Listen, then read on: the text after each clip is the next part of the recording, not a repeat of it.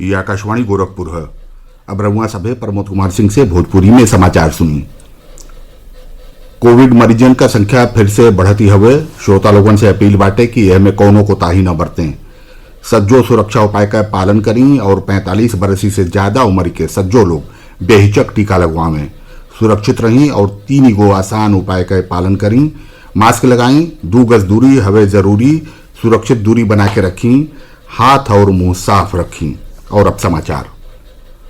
प्रधानमंत्री नरेंद्र मोदी कहले हमें कि कोरोना संकट के यह घड़ी में हर मनई के वैक्सीन के महात्म के बारे में जागरूक होके के चाहिए। वहां के लोगन से कोरोना वैक्सीन के बारे में कौनो अफवाह पर ध्यान न देले के अपील कैलें। आकाशवाणी से मन की बात कार्यक्रम में श्री मोदी कहलें कि 45 बरसी से बेसी उम्र के सज्जो लोग निःशुल्क टीका लगवा सकेलें। प्रधानमंत्री कहलें कि 1 मई से देश में 18 बरस से बेसी आयु के हर मनई बदे वैक्सीन उपलब्ध हो जाई।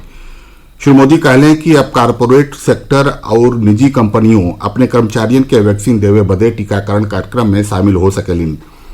वहां के कहलें कि केंद्र का निःशुल्क टीकाकरण कार्यक्रम जारी रही। प्रधानमंत्री कहलें कि हमनी के दवाई भी कड़ाई भी के मंत्र नहीं भूले के चाहिए।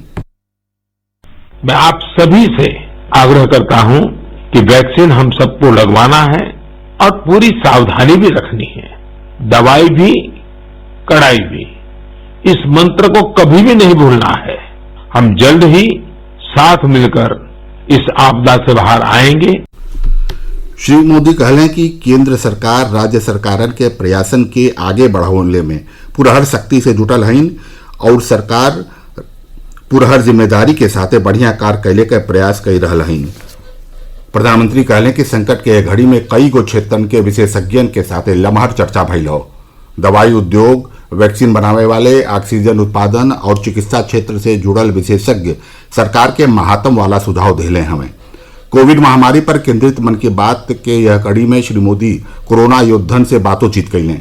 वहां के कहली कि यह बेर गांवन में भी नया जागरूकता दिखाई दे रहे हो और कोविड नियमन का सख्ती से पालन कैल जा रहे हो। गांव के लोग खुद कोरोना से सुरक्षित कैल रहे हमें। श्री मोदी आज भगवान महावीर के जयंती पर लोगन के बधाई दिलें।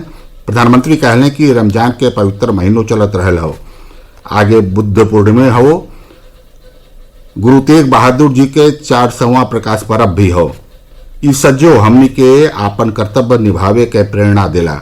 श्री मोदी कहलें कि एगो नागरिक के तौर पर हमनन के जीवन में जितने कुशलता से आपन कर्तव्य निभाई, संकट मुक्त होके भविष्य के रास्ता पर उतने तेजी से आगे बढ़ी। आज भगवान महावीर जयंती भी है। मैं सभी देशवासियों को शुभकामनाएं देता हूं। भगवान महावीर के संदेश हमें तप और आत्म संयम की प्रेरणा देते हैं। अभी रमजान का पवित्र महीना भी चल रहा है, आगे बुद्ध पूर्णिमा भी है, गुरु तेग बहादुर जी का 400वां प्रकाश पर्व भी है। एक महत्वपूर्ण दिन पोचिशे बोईशाख टैगोर जयंती का है। ये सभी हमें प्रेरणा देते हैं अपने कर्तव्य को निभाने की। विश्व के सबसे बड़हन टीकाकरण अभियान के 99 दिनों में भारत 14 करोड़ 9 लाख से बेसी टीका लगाई के एगो ऑडियो बढ़हन उपलब्धि हासिल कर रहे हो। स्वास्थ्य मंत्रालय के हिसाब से पिछला 24 घंटा में 25,36,000 से बेसी टीका लगावल गई।